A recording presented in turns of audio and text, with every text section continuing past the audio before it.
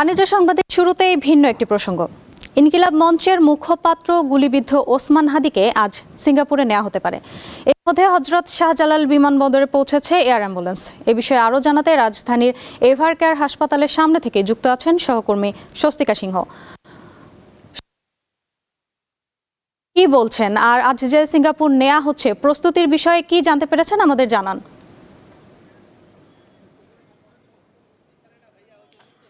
সময় 11:22 কিন্তু হজরত শাহজালাল আন্তর্জাতিক বিমানবন্দরে সিঙ্গাপুর থেকে যে অ্যাম্বুলেন্সটি ওসমান হাদিকে নেওয়ার জন্য আসার কথা ছিল, সেই এয়ার অ্যাম্বুলেন্সটি এসেছে এবং ভেতরে যে প্রস্তুতি, সেই প্রস্তুতির পর্ব কিন্তু তা এভারকেয়ারের পক্ষ থেকে জানানো হয়েছিল। সকল রকম প্রস্তুতি আগেই সম্পন্ন হয়েছে এবং সর্বশেষ যে প্রস্তুতির যে বিষয়টি আমি যদি একটু দেখানোর চেষ্টা করি, এই সর্বশেষ প্রস্তুতির পর্বটি কিন্তু এখন চলছে। কারণ সিঙ্গাপুর থেকে যে এয়ার অ্যাম্বুলেন্সটি এসেছে, সেই অ্যাম্বুলেন্সের সাথে কিন্তু একজন চিকিৎসক এবং একজন নার্স এসেছেন এবং তারা কিন্তু কিছু সময় আগেই এভারকেয়ার হাসপাতালের ভেতরে প্রবেশ করেছেন এবং ঠিক সেই সিঙ্গাপুরের যে প্রতিনিধি দল এসেছে দুইজনের, সেই প্রতিনিধি দলের সাথে কিন্তু এভারকেয়ার হাসপাতালের যে প্রতিনিধি দল রয়েছে এবং ওসমান হাদির যে পরিবারের সদস্যরা রয়েছে, সেই পরিবারের সদস্যদের কিন্তু একটি বৈঠক হবে এবং সেখানে বিশেষজ্ঞ যে মেডিকেল বোর্ডের যে সদস্যরা তারাও কিন্তু থাকবেন। সেই মেডিকেল বোর্ডের সদস্যদের বৈঠকটি কিন্তু এখনো চলমান রয়েছে। সেই বৈঠকের সিদ্ধান্তের উপরই কিন্তু আসলে অনেকটা নির্ভর করছে যে ঠিক কখন সিঙ্গাপুর থেকে যে বিমানটি আসলে এয়ার অ্যাম্বুলেন্সটি এসেছে, সেই এয়ার অ্যাম্বুলেন্সটি আসলে কখন অবতরণের জন্য আসলে রওনা করবেন।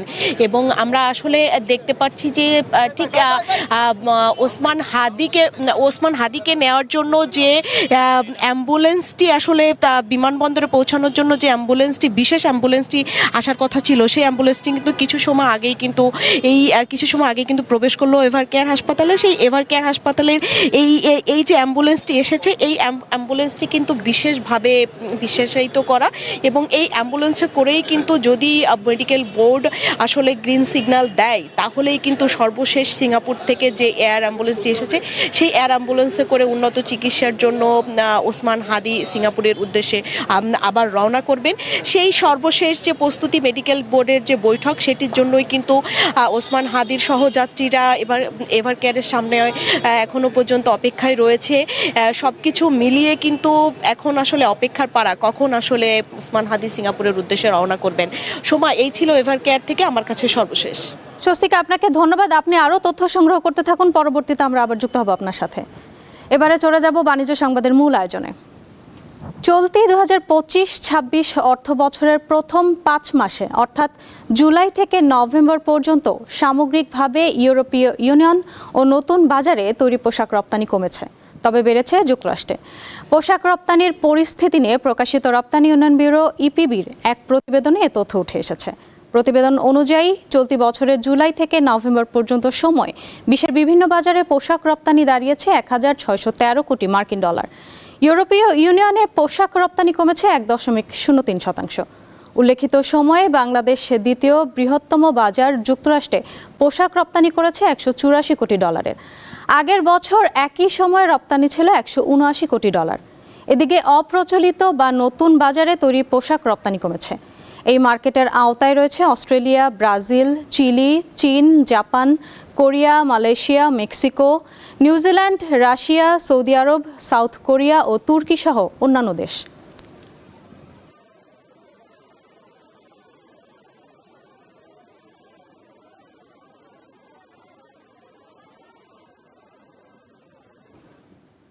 শীতকালে ধান রোপণের উদ্দেশ্যে সাতক্ষীরায় মাছের ঘেরের পানি শুকিয়ে ফেলা হয়। এতে বাজারে চিংড়ি সহ বিভিন্ন জাতের মাছের সরবরাহ বেড়ে যায়। এতে বেশ কম দামে পছন্দের মাছ কিনতে পারছেন স্থানীয়রা।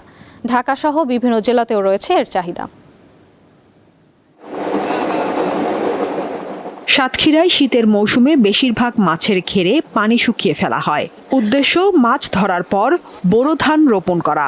মূলত ডিসেম্বর থেকে জানুয়ারি পর্যন্ত চলে এই কার্যক্রম। এ কারণে স্থানীয় বাজারে বেড়ে যায় সরবরাহ। ফলে পাইকারি বাজারে চিংড়ি, রুই, মৃগেল, তেলাপিয়া সহ নানা জাতের মাছের সরবরাহ বৃদ্ধি পায়। এখন ইনভেস্ট করার সময় তো এই জন্য মাছ ধরা হচ্ছে। আমার একটা 4 বিঘার মতন ঘের আছে, তো ঘের আমরা এখন মাছ ধরে মাছের দাম কম পাচ্ছি। এখন হলো মাছের সিজন, আপনার নভেম্বর থেকে সিজন শুরু হয়। বাজারে মাছের যোগান বেশি হলে তা সংগ্রহে বরফের চাহিদাও বেড়ে যায়, তাই জমে উঠেছে ব্যবসা। আমরা পর্যাপ্ত সরকারি নীতিমালা গ্রহণ করে এবং সে বিধি মোতাবেক আমরা মাছগুলো পাইকারি বিক্রয় করবো। মাছ বাজারে বরফ না হলে কোনো কাজ হবে না। মাছ বাজারে যদি বরফ থাকে তাহলে মনে করেন মাছ ঠিক মতন আমরা মনে করেন প্রসেসিং করে বাইরে পাঠাতে পারি। সাতক্ষীরার মাছ যশোর, খুলনা ও ঢাকা সহ দেশের বিভিন্ন জায়গায় ছড়িয়ে পড়ে, এর চাহিদাও বেশি। আগের চেয়ে মাছের দাম অনেকটা কম। মাছের 230-40 আছে ভালো রুই, তারা সিলভার 130-40 ভিতরে ভালো পাওয়া যায়। মুরগি মাছ ছিল 170 টাকা কেজি, সেই মাছ এখন দাঁড়িয়ে হচ্ছে প্রতি কেজিতে 50 টাকা 60 টাকা করে কমে। সাতক্ষীরায় গত বছর চিংড়ি ও অন্যান্য মাছ উৎপাদন হয়েছিল 1,54,000 মেট্রিক টন। এবার তা বাড়বে বলে আশা করছেন সংশ্লিষ্টরা। সাদিয়া চৌধুরী, দীপ্ত, বার্তাকক্ষ। হবিগঞ্জের শাহজিবাজার গ্যাস ফিল্ডের 5 নম্বর কূপ থেকে নতুন করে জাতীয় গ্রিডে যুক্ত হচ্ছে অতিরিক্ত 12 মিলিয়ন ঘনফুট গ্যাস। এর ফলে কূপটি থেকে দৈনিক গ্যাস উত্তোলন বেড়ে দাঁড়িয়েছে 26 মিলিয়ন ঘনফুটে। গ্যাস ক্ষেত্রটির 11টি কূপের মধ্যে চালু রয়েছে 7টি। এসব কূপ থেকে প্রতিদিন জাতীয় গ্রিডে সরবরাহ করা হচ্ছে 120 মিলিয়ন ঘনফুট গ্যাস। 1988 সালে খননের পর থেকে হবিগঞ্জের শাহজিবাজার গ্যাস ফিল্ডের 5 নম্বর কূপ থেকে দৈনিক 14 মিলিয়ন ঘনফুট গ্যাস উত্তোলন হয়ে আসছিল। পরে চাপ কমে আসায় ধীরে ধীরে উত্তোলনও হ্রাস পায়। গত 24 অক্টোবর কূপটিতে ওয়ার্ক ওভার কাজ শুরু করে বাপেক্স। 4 ডিসেম্বর থেকে অতিরিক্ত 12 মিলিয়ন ঘনফুট গ্যাস জাতীয় গ্রিডে সরবরাহ করা হচ্ছে। এতে দৈনিক গ্যাস উত্তোলন বেড়ে দাঁড়িয়েছে 26 মিলিয়ন ঘনফুটে। এখানে দীর্ঘদিন তার প্রোডাকশন কম হওয়াতে এখানে একটা ওয়ার্ক প্রজেক্ট চালু হয়েছে। 26 মিলিয়ন ঘনফুট আমরা 25-26 অর্থ বছরে দেশে 50টি কূপ খননের প্রকল্প হাতে নিয়েছে পেট্রোবাংলা। চলতি মাসে সিলেট 10X, সিলেট 11 ও কৈলাসটিলা 1 সহ 4টি কূপ খনন কাজ সম্পন্ন করার কথা জানান সংশ্লিষ্টরা। বাংলাদেশ গ্যাস ফিল্ডের আমাদের কিন্তু বর্তমানে 5টা প্রজেক্ট রানিং। এইটা ছাড়াও এইটার আন্ডারে আরও 3টা কূপ আছে যে আমরা ওয়ার্ক ওভার করবো। সেই 3টা কূপ ওয়ার্ক ওভার করলে সেখান থেকেও আমরা প্রায় 20 মিলিয়নের মতো গ্যাস পাবো। সিলেট 10X, KTL অর্থাৎ কৈলাসটিলা 1, তারপরে হলো আমাদের সিলেট 11 এবং আরেকটা হলো শ্রীকাইল 5। এই 5টা কূপ আমরা এই ডিসেম্বরের মধ্যে সমাপ্ত করব। তিনি জানান ওয়ার্ক ওভার প্রকল্প বাস্তবায়নের মাধ্যমে নিরাপদ ও নিরবচ্ছিন্নভাবে গ্যাস সরবরাহ নিশ্চিত করার লক্ষ্যে কাজ করছে BGFCL। কামরুন নাহার, দীপ্ত, বার্তাকক্ষ। বিশ্বের শীর্ষস্থানীয় খাদ্যদ্রব্য প্রস্তুত ও বাজারজাতকারী সুইজারল্যান্ড ভিত্তিক কোম্পানি নেসলে বাংলাদেশ PLC তাদের নতুন পণ্য নেসলে পুষ্টি গ্লো প্লাস নিয়ে আসার ঘোষণা দিয়েছে। এটি বাংলাদেশ বিজ্ঞান ও শিল্প গবেষণা পরিষদের সহযোগিতায় তৈরি একটি সিরিয়াল বেসড মাইক্রোনিউট্রিয়েন্ট ফোর্টিফায়ার। প্রতিষ্ঠানটি জানায় নেসলে পুষ্টি গ্লো প্লাস 16টি প্রয়োজনীয় ভিটামিন ও মিনারেল দিয়ে তৈরি। 5 বছরের ঊর্ধ্বে থেকে 9 বছরের শিশুদের জন্য উপযোগী পুষ্টি চাহিদা মাথায় রেখে এই পণ্যটি তৈরি করা হয়েছে। উদ্বোধন অনুষ্ঠানে উপস্থিত ছিলেন BSIR এর চেয়ারম্যান শামীন আহমেদ, বাংলাদেশে নিযুক্ত সুইজারল্যান্ডের রাষ্ট্রদূত রেতো রেংলি এবং বাংলাদেশে নিযুক্ত শ্রীলঙ্কার রাষ্ট্রদূত ধর্মপাল বিরাকেড্ডি। নেসলে বাংলাদেশের কর্মকর্তা ছাড়াও সংশ্লিষ্ট খাতে প্রায় 100 জন গবেষক, বিশেষজ্ঞ ও বিশিষ্টজন এই অনুষ্ঠানে উপস্থিত ছিলেন।